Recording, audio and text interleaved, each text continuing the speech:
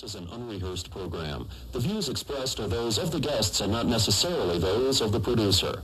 Today's topic: The failing states that breed terrorism in Passion for Truth award-winning program. The World Bank states that failing nations can breed global terrorism. Do poorly governed nations have the potential to provide breeding ground for domestic or international terrorism? And why do people from failing states fall in love with their terrorists eventually? We'll ask our panelists next.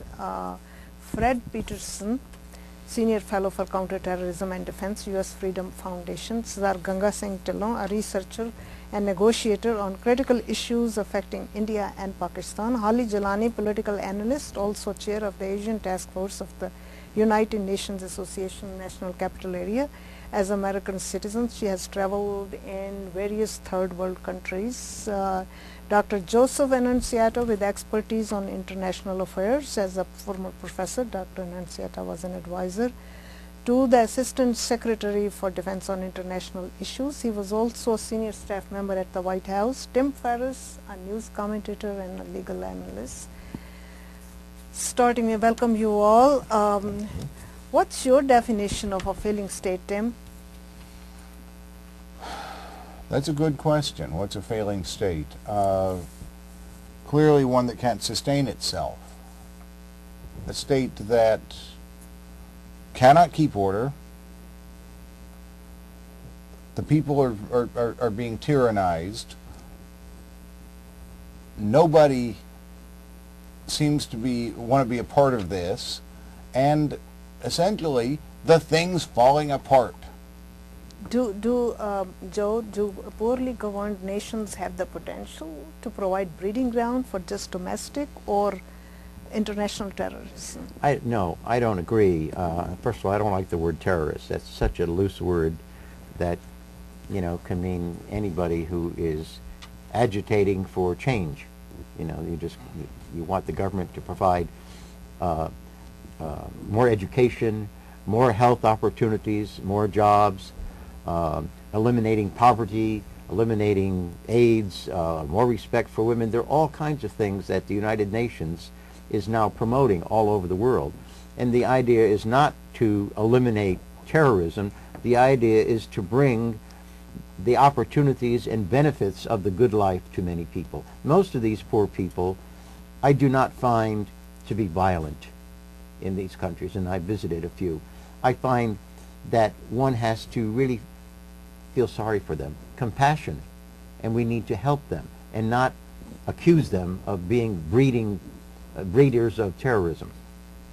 Well, what about, Holly, a movement of terrorists within the country? I mean, aren't they angry with their own leaders first?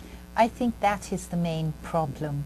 Whereas the populations themselves have been sidelined by their own political and obviously also religious leaders who use them for their own means, what ends up happening is that somebody with their own extreme agenda will reach out to these very disaffected people and provide them with the social services and the human services that the government is simply not providing them with.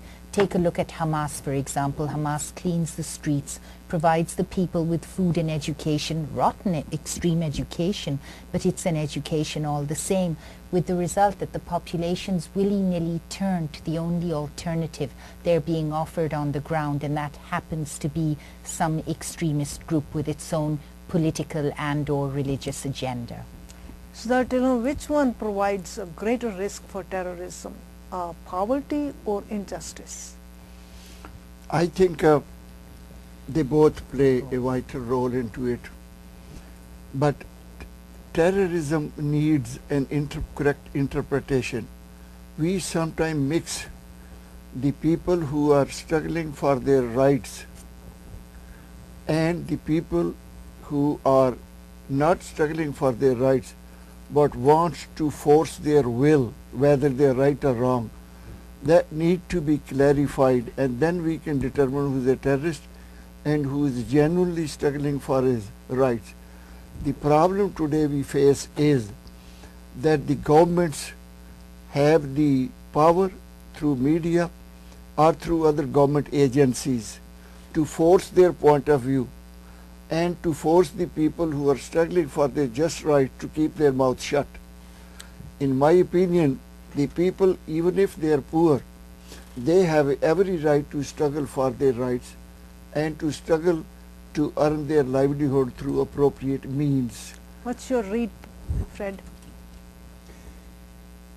The poor certainly have a right to struggle for their rights, and but we should not lose sight of the fact that virtually no movement, mass movement, either current or past, toward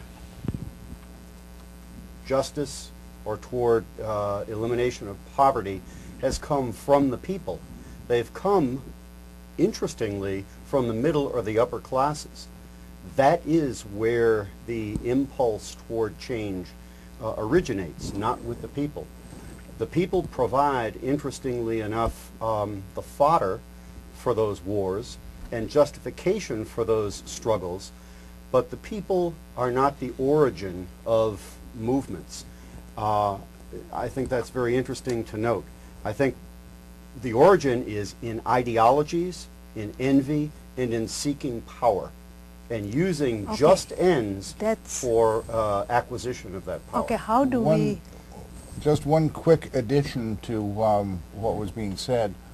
The other thing that defines a terrorist is what are his targets and what are his tactics. When they go around violently, not that they kill civilians because they're fighting the government and the civilians were there, but that they go in deliberately to kill civilians, to sabotage things like oil lines. Those are different tactics from here's a minority and they're fighting the government that's oppressing them. Okay, Joe, but how do we help failing states to acquire legitimate power and authority? That's the moot point. It's difficult because very often you will have tribal conflicts in a country like Sudan or Uganda or Iraq, and through military might, through weapons, one side will prevail, and that person now becomes the leader of the country through force and becomes a dictator. Siddhartha, India works hard, very hard, in boosting its investment, fixing its infrastructure, creating jobs, but its justice system has collapsed. Does the country have the potential to breed terrorism? No, the country has the potential to enforce the rule of law. They have the potential, they have the people, with tremendous educational background and experience.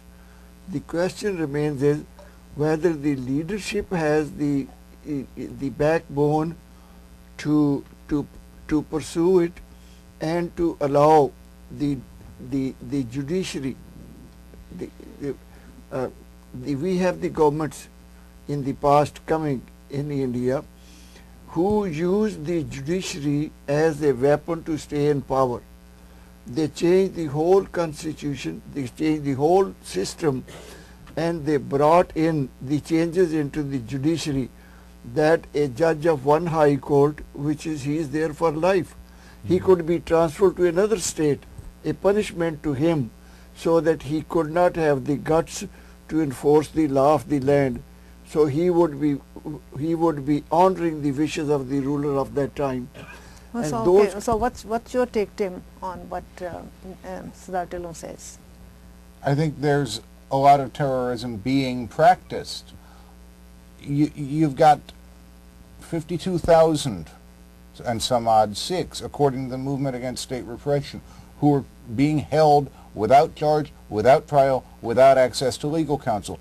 You've got and that could breed terrorism. Sikhs, Muslims, Christians, Assamese, Bodos, Dalits being killed in large numbers. And the Washington Times, as recently as January 2002,